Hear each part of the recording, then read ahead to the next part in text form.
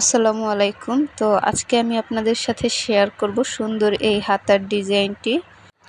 তো ভিডিওটি না কেটে পুরোটা দেখতে থাকুন। তো দেখুন আমি এখানে আগেই ফিতা তৈরি করে রেখেছি। তো ফিতা দিয়ে ফুল তৈরি করা আমি কিন্তু আগেও ভিডিওতে দিয়েছি। তো দেখুন আমরা কিভাবে ফুলগুলো তৈরি করে নিব। তো ভাঁজ দিয়ে কিভাবে ফুলগুলো তৈরি করা যায় সেটা আমরা আগে সুন্দর করে দেখে নেব। তো আমি এখানে 2 পাপড়ির ফুল বসিয়ে নিব।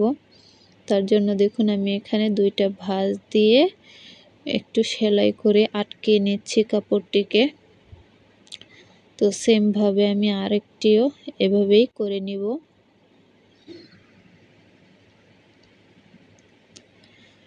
তো ফুলগুলো আমার তৈরি করা হয়ে গেছে। এখন আমি ফিতার মাথার মধ্যে একটা করে ফুল লাগিয়ে দিব। তো আমি দেখুন একটু ছোট বড় করে কেটে নিলাম। তো এখন আলাদা একটি কাপড় নিয়ে আমরা এই কাপড়টিকে সুন্দর করে কেটে নিব। তো দেখুন কিভাবে কেটে নিলাম। এর নির্দিষ্ট কোনো পরিমাপ হয় না, আপনি যতটুকু দিবেন ঠিক অতটুকুই হবে। তো আমি এখানে একদম ছোটও দিলাম না, একদম বড়ও দিলাম না, একটু মিডিয়াম আকারে দিয়ে নিলাম। তো দেখুন এটা আমি এখন ফিতার সাথে জয়েন্ট করে লাগিয়ে নিব।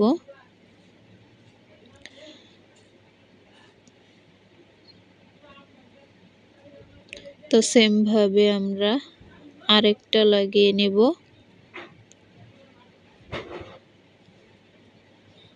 তো দেখুন আমার একটির মধ্যে 2টি ফুল লাগানো শেষ। সেম ভাবে আমরা আরেকটিতেও এভাবেই লাগিয়ে নেব। তো আমার ফিতাগুলো তৈরি করা শেষ। এখন আমি হাতার যে ফাড়া অংশটি রেখেছি তার মধ্যে এই ফুলটা বসিয়ে দিব।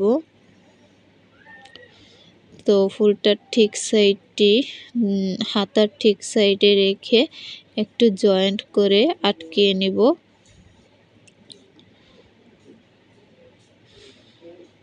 তো আমরা ফুলটি হাতার মধ্যে আটকিয়ে নিয়েছি।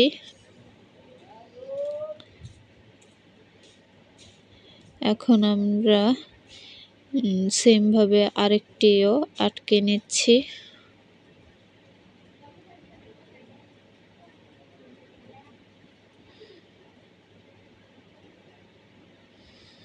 তো দেখুন এখানে আমরা এখন একটা করে পার্ল বসিয়ে দিব, এতে করে আমাদের হাতার ডিজাইনটি তৈরি হয়ে যাবে।